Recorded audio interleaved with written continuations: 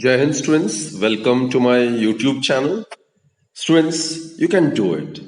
Every possible dreams of yours can easily be fulfilled. Well, what I mean to say is that you will have to make your thoughts pure, and it is purity that leads to belief. When we believe what we think, we shall also believe what you say. So students, with that positive note, let's begin today's session. Today we are going to discuss a very interesting topic, that is escape velocity. Yes, escape velocity. Students, we are aware when we throw a body vertically upwards with certain velocity, then what happens is the body tends to return to the earth's surface after some time, isn't it? However, if the body is thrown with velocity equal to the escape velocity, the body will then overcome the Earth's gravitational pull and also the resistance of the Earth's atmosphere, and this body will never ever return to the surface of the Earth again. So, escape velocity may be defined as that minimum velocity with which a body must be thrown vertically upwards in order that it may just escape the gravitational pull of Earth, right? So this is how we define escape velocity. So as to make the body escape the Earth's gravitational field or Earth's gravitational pull, right? So as to make the body move from Earth's surface to infinity, where gravitational field of the Earth at infinity is zero or negligible. So students, escape velocity is defined as the minimum velocity, minimum or least velocity with which a body must be thrown. A body must be thrown upwards in order to escape the Earth's gravitational pull, right? In order that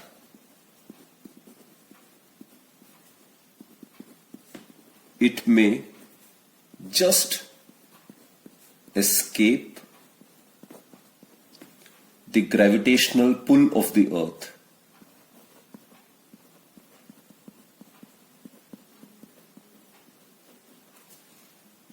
So this is how the escape velocity may be defined.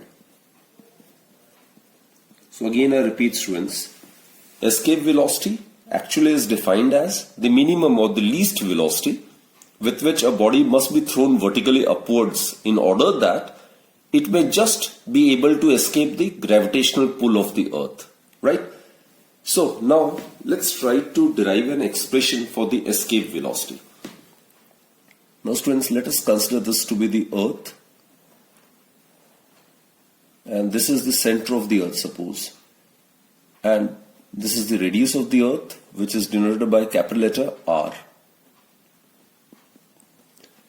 A body is over here. Now our objective is to make the body move from the surface of the Earth to a point at infinity, right? It is to be imparted some velocity, and that velocity imparted so as to enable the body to overcome the Earth's gravitational pull is known as escape velocity, right? And it has to be moved from a point on the Earth's surface to infinity.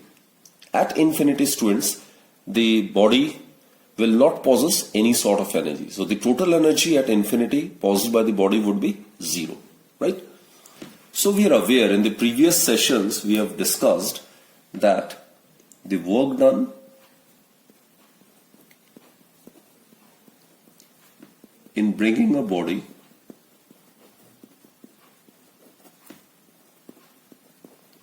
say of mass m from infinity to a point on the Earth's surface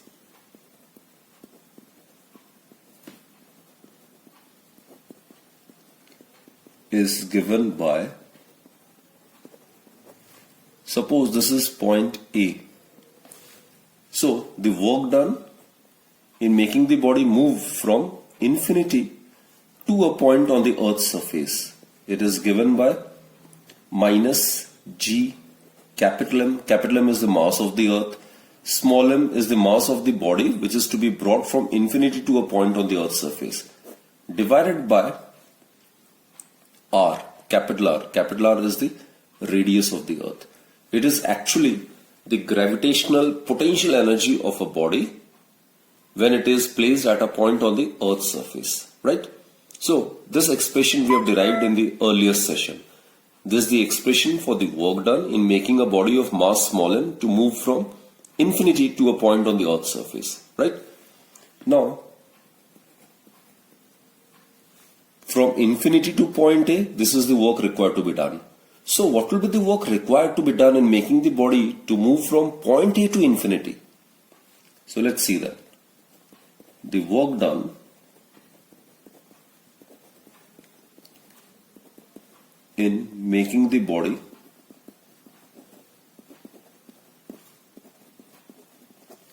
move from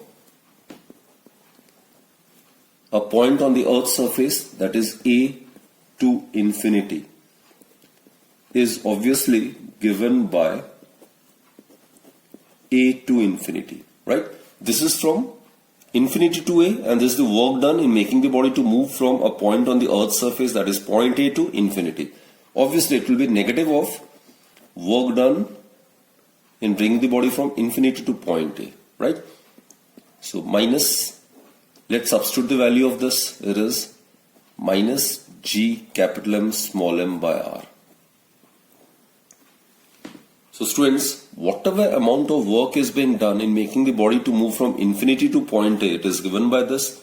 And the amount of work done in making the body to move from point A to infinity would be given by negative of this work. That is what I have written, right? Therefore, work that is required to be done in making the body to move from a point on the Earth's surface to infinity would be minus minus, it will become plus. So it will be G capital M small m divided by R. And students, this amount of work may be done on the body by imparting it an equivalent kinetic energy, perfectly in accordance with the work energy theorem, right? Therefore, this work is done on the body by imparting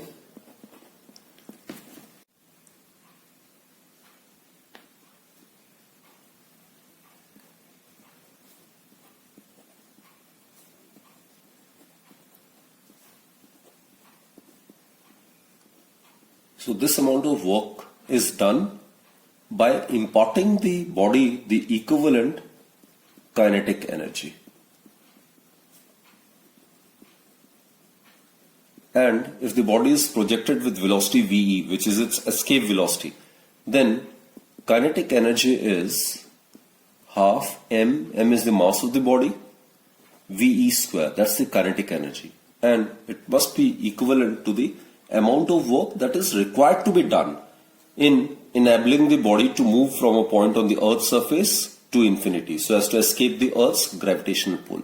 So it should be equal to capital G capital M small m divided by R. So rearranging the terms, we get Ve square is equal to twice Gm divided by R, or escape velocity, that is Ve, it is given by square root of twice Gm divided by R. So students, this is the first expression of the escape velocity in terms of the universal gravitational constant and the radius of the Earth, right? There are some other various expressions as well.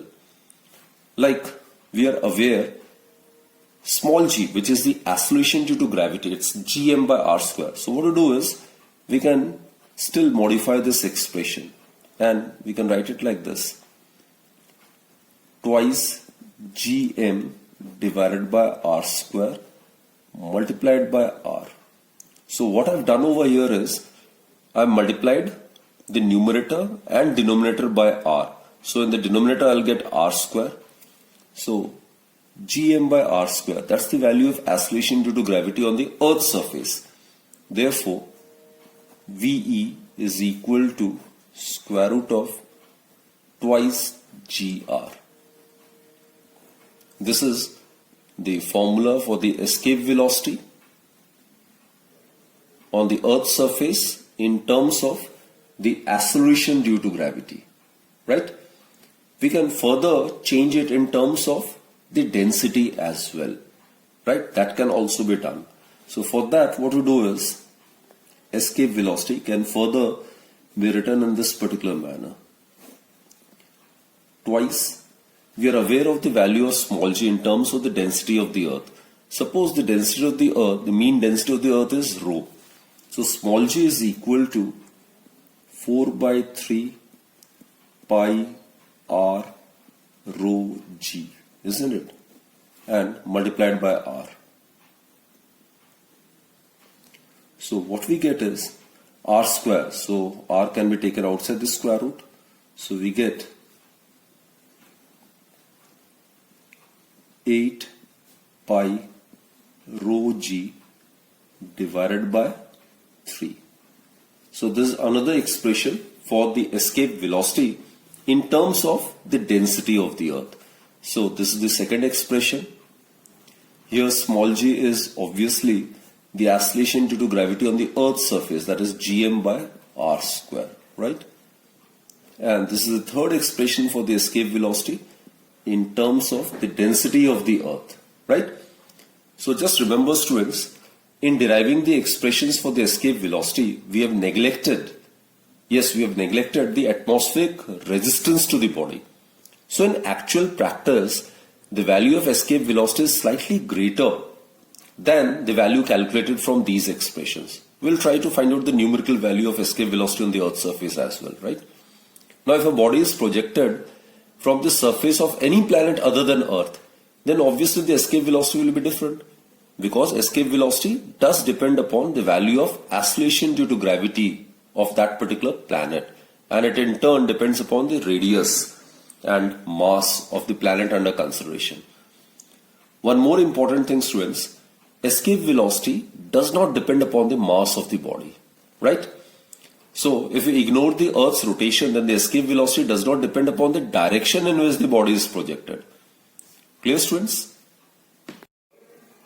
So students, we have derived the expression for the escape velocity considering these assumptions, right? We have derived the expression for escape velocity considering the atmospheric resistance to be totally negligible. Then we are aware the escape velocity does depend upon the value of acceleration due to gravity of the planet, which in turn depends upon the mass of the planet and the radius of the planet. Thus, we can safely conclude that escape velocity is different for different planets. And also, students, for any body, obviously different bodies will have different masses, isn't it? So, for any body, the escape velocity on the Earth's surface will be same, because escape velocity does not depend upon the mass of the body, which is to be escaped from the Earth's gravitational pull, right? So what we have derived is the escape velocity is given by, in terms of the mass of the Earth, it is given by square root of 2 gm divided by r. R is the radius of the Earth and m is the mass of the Earth. And in terms of the acceleration due to gravity on the Earth's surface, the escape velocity is given by square root of 2 gr. Here g is the value of acceleration due to gravity on the Earth's surface, right? Now we can derive this expression from energy considerations, right? So this is the alternative method which we are discussing so as to derive the expression for escape velocity. Suppose, students, this is the Earth, right? This is the center of the Earth. Its radius is r, right?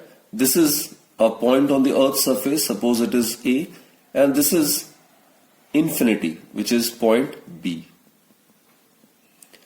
So, in order to make a body escape the Earth's gravitational field, it has to be imparted some minimum velocity. So, this minimum velocity, as we are aware, it's known as escape velocity. Now, students, as per the law of conservation of energy, total energy possessed by the body at point A must be exactly equal to the energy possessed by the body at point B. Thus, as per the law of conservation of energy, as per the law of conservation of energy, we are aware the energy remains conserved, isn't it? The total energy of the body at any instant and at any point will remain constant. So as per the law of conservation of energy, total energy of the body at a point on the Earth's surface, that is at point A, must be exactly equal to the total energy of the body at point B. Now students, at point A, the body possesses gravitational potential energy as well as the kinetic energy, right? So it is gravitational potential energy at point A plus it is imparted some velocity, so it will also possess kinetic energy at point A. Total mechanical energy is sum of the potential energy and the kinetic energy, and at point B it will be the gravitational potential energy at infinity at point B plus kinetic energy at infinity, right? Now let's substitute its value. When the body is placed at point A, then its gravitational potential energy is given by minus G capital M small m divided by R, right? Kinetic energy at point A, when it is imparted velocity VE, which is the escape velocity, it's given by half m VE square, isn't it? Now gravitational potential energy. We know that the gravitational potential energy would be zero. Why? Because it is out of the gravitational field of the Earth. Suppose this is the sphere of influence of the Earth. Up to this point, there will be some gravitational field of Earth. But beyond this point, at infinity, when it escapes the Earth's gravitational field here, in the absence of Earth's gravitational field, the gravitational potential energy would be zero because it is out of the gravitational field of the Earth. So gravitational potential energy of a body at infinity is zero. And students, when this projectile or this body reaches infinity, then it stops. Therefore, it won't possess any kinetic energy either, isn't it? So therefore, we can write it like this. Half mVE square is equal to G capital M small m by R. That is, VE, it would be equal to square root of twice G M by R. So this is another method, that is by energy consideration, that the expression for the escape velocity can be easily obtained, right?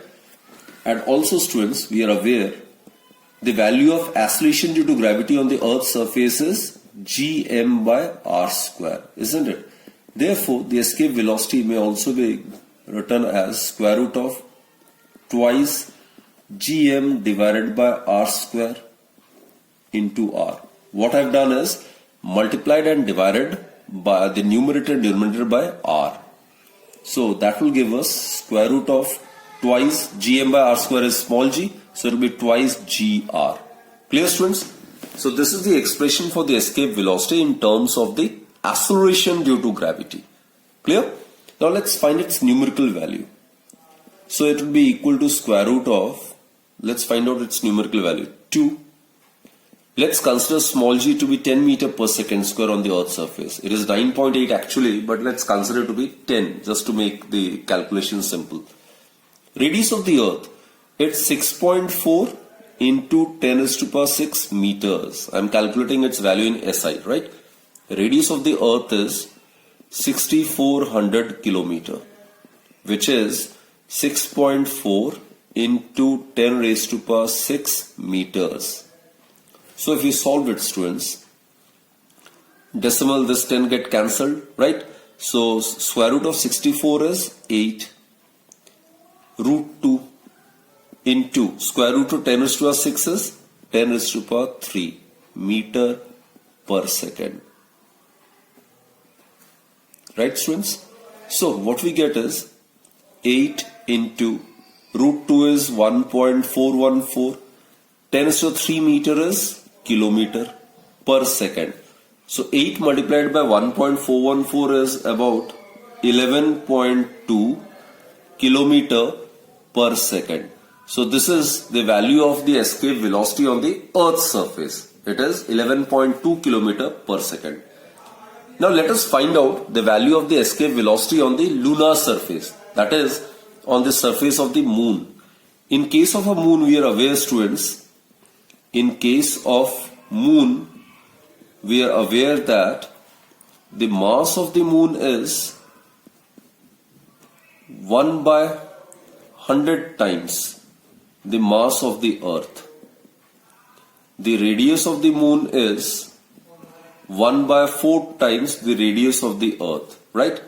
And we have also derived in the earlier session that the value of acceleration due to gravity on the lunar surface or moon is about 1 by 6th the value of acceleration due to gravity on the Earth's surface. Therefore, students, the escape velocity on the surface of the moon, that would be given by square root of twice, in place of small g we will write g dash, and in place of capital R, which is the radius, it will be the radius of the moon, that is r dash, isn't it? So let's substitute the value of g dash and r dash over here, and we should get the expression for the escape velocity on the lunar surface. So let's get the expression. It would be equal to square root of twice g dash. G dash is g by 6, that is 1 by 6th of the value of Earth's surface. R dash is the radius of the moon. Radius of the moon is quarter, that is 1 by 4 of the radius of the Earth, that is r by 4. So students, it will be equal to 1 by root 24 square root of 2gr. Root 2gr is escape velocity of the Earth, that is escape velocity on the lunar surface, which is represented by v dash. It would be equal to 1 by root 24 into escape velocity on the Earth's surface. So let's substitute the value of v, that is escape velocity on the Earth's surface. It is 11.2 kilometer per second. So it is 11.2 divided by root 24 is about 4.9. So it will be kilometer per second. So if you solve it, it will be about approximately 2.3 kilometer per second. So students, this is the value of escape velocity on the moon surface or on the lunar surface, right? So the escape velocity on the Earth's surface is about 11.2 kilometer per second, while on the lunar surface it is about 2.3 kilometer per second, right? Now let us discuss the escape velocities of various planets. For Mercury, it is 4.3 km per second. For Venus, it's 10.4. For Earth, as we have just now derived, it's 11.2 km per second. For Mars, it is 5 km per second. For Jupiter, it is 60.2 km per second. For Saturn, it is 35.5 km per second. For Uranus, it is 21.3 km per second. And for Neptune students, it is 23.5 km per second. To attempt these questions, which are based on escape velocity. The first question is, the escape velocity of a particle on Earth whose radius is capital R and mass capital M is 11.2 km per second. This we have proved as well. What is the escape velocity on another planet with radius R by 2 and mass M by 4? So there are various expressions for escape velocity. In this case, we need to use that expression of escape velocity which contains radius and mass, right? So escape velocity on the Earth's surface is given by square root of twice gm by r. This is the formula for the escape velocity. So the escape velocity on another planet, on some new planet, it would be equal to square root of twice g dash m dash divided by r dash. Now g being universal gravitational constant, it will be same. So g dash would be equal to g is equal to constant. Its value will remain same. It's a universal gravitational constant, right? So if we consider the escape velocity on the planet, then it would be equal to square root of twice g. G is the universal gravitational constant that will remain constant. Mass m dash, the mass of the planet is given to be m by 4, right? It is m by 4. And radius r dash, it's given to be r by 2. So what we get is, it will be equal to 2, so we'll get 1 by root 2 times square root of twice gm by r. Clear, students? So it may also be written as 1 by root 2 times the escape velocity on the earth.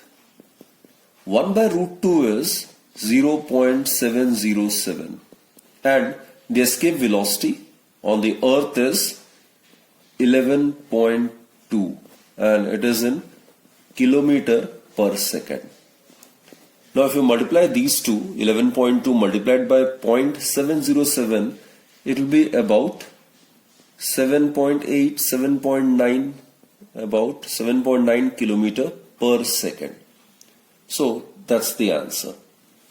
The escape velocity on a planet with radius r by 2 and mass m by 4 would be about 7.9 kilometer per second. Right? Now let's concentrate on the second question. Compare the escape velocities from two planets of equal densities but different radii. Now look, students, here we are supposed to make use of the expression of escape velocity which contains radius and density. Now look, escape velocity in terms of acceleration due to gravity of the planet, it's given by twice gr. And the acceleration due to gravity in terms of the density of the planet is given by 4 by 3 pi r rho g. Right? Therefore, the escape velocity of a given planet is given by twice, in place of small g, right? 4 by 3 pi r rho g multiplied by r, right? This is the value of small g. So that will give you r into r square. So it can be taken outside the square root. So we'll be left with r square root of 8 by 3 pi rho g. So this is the expression for the escape velocity in terms of the radius and the density. Clear? So in this question we are supposed to compare, means find out the ratio of the escape velocities of the two planets having equal densities but different radii.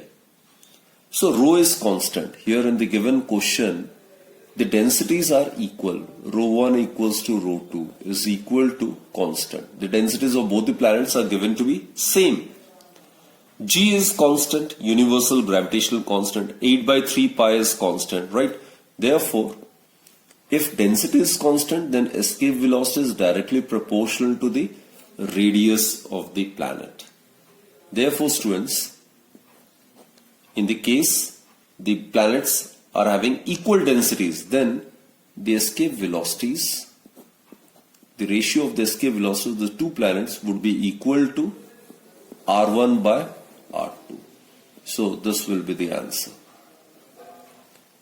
So the point is actually, as per the given question, you are supposed to choose judiciously the expression for the escape velocity to be used for that particular question, right? Okay, let's proceed with the last question then. Compare the escape velocities from the two planets of equal radii but different masses. Now here radii and mass is given. So we need to use the expression for the escape velocity which contains radius and mass. And the expression for the escape velocity in terms of radius and mass of the planet is square root of twice gm by r. Now in the question here, radius is given to be constant. r1 equals to r2 is equal to r. Say it is given to be constant, right? So if r is constant, g is universal gravitational constant, in that case the escape velocity is directly proportional to square root of the mass, right? Therefore, if the two planets under consideration have masses m1 and m2, then the ratio of their escape velocities will be equal to square root of m1 divided by m2. So this is the answer. So students, I hope you have understood these simple but basic questions based on escape velocity. So students, that's it for this particular session. Do join me in my next lecture for some new and fresh topic, right? Till then, keep healthy, stay safe and keep smiling always. Thank you. Keep watching my videos.